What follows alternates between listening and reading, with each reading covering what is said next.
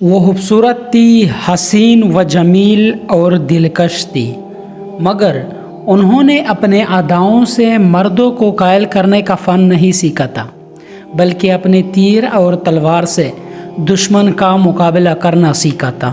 وہ ایک عظیم باپ کی بیٹی تھی اور سلطنت عثمانیہ کی ایک لوتی شہزادی تھی۔ وہ ایک عظیم مرد مجاہد کی شریک حیات بنی۔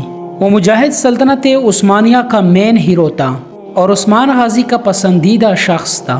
اس عظیم مجاہد کے بارے میں یہ مشہور ہے کہ وہ اکیلے 10 لوگوں کا بھی مقابلہ کر سکتا تھا۔ میدان جنگ سے 50 کافروں کو مارے بغیر وہ کبھی بھی واپس نہ آیا۔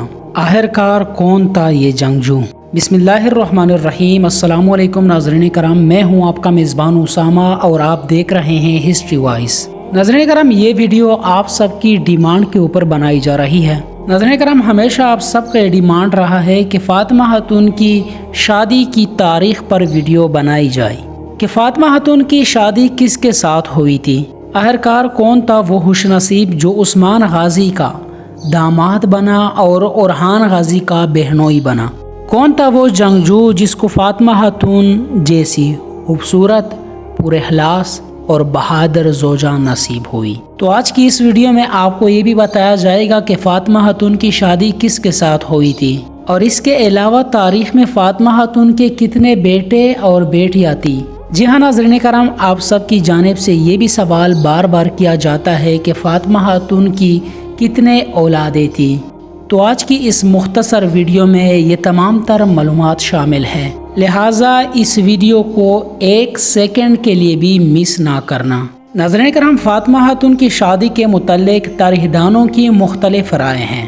کچھ تاریخ دان یہ کہتے ہیں کہ فاطمہ خاتون کی شادی مصطفیٰ پاشا سے ہوئی تھی جو کہ ایک ترک قبیلے کا سردار تھا۔ کچھ یہ کہتے ہیں کہ فاطمہ خاتون کی شادی امیر بائر سے ہوئی تھی جو کہ عثمان غازی کا مشیر تھا، اور تاریخ دانوں کی اس رائے کو زیادہ بہتر مانا جاتا ہے۔ اس شادی کی اہتمام خود عثمان غازی نے کی۔ تاریخ دان کہتے ہیں کہ فاطمہ خاتون کی شادی کے بعد فاطمہ خاتون اپنی شوہر کی رہائش گاہ کیلی پولی چلی گئی اور وہاں پر فاطمہ خاتون نے کئی بچے جنم دیے، جن میں 3 بیٹے اور 2 بیٹیاں شامل تھی۔ تو ناظرین کرام، فاطمہ خاتون کے بیٹوں کا نام علی بے، محمد بے اور ابراہیم بے تھے، اور فاطمہ خاتون کی 2 بیٹیاں، فاطمہ خاتون کی بڑی بیٹی کا نام حائمہ تھا، اور فاطمہ خاتون نے یہ نام عثمان غازی کی خواہش پر رکھا تھا۔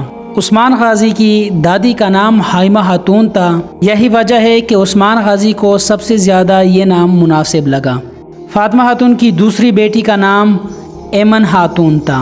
فاطمہ خاتون کی بچوں کی تربیت بہت زبردست طریقے سے ہوئی۔ انہوں نے اعلیٰ تعلیم حاصل کیا، تعلیم کے ساتھ ساتھ انہوں نے تلوار بازی اور نیزہ بازی اورحان غازی سے سیکھی۔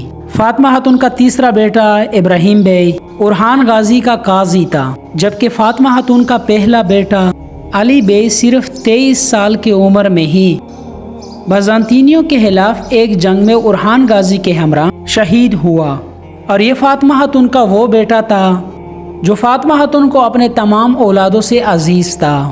ناظرین کرام، ماں باپ کے لیے تمام اولادیں ایک جیسی ہوتی ہے، لیکن کوئی ایک ایسا ہوتا ہے جو ماں باپ کے توقعات کے اوپر پورا اترتا ہے۔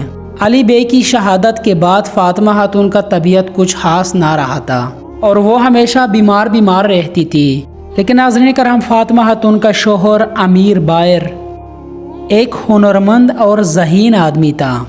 انہوں نے ہر مشکل کڑی میں فاطمہ خاتون کو اکیلا نہ چھوڑا۔ اس مشکل وقت میں بھی امیر بائر نے فاطمہ خاتون کو سنبھالا اور اپنے بیٹے پر فخر کیا کہ میرا بیٹا میدان جنگ میں مردوں کی طرح شہید ہوا۔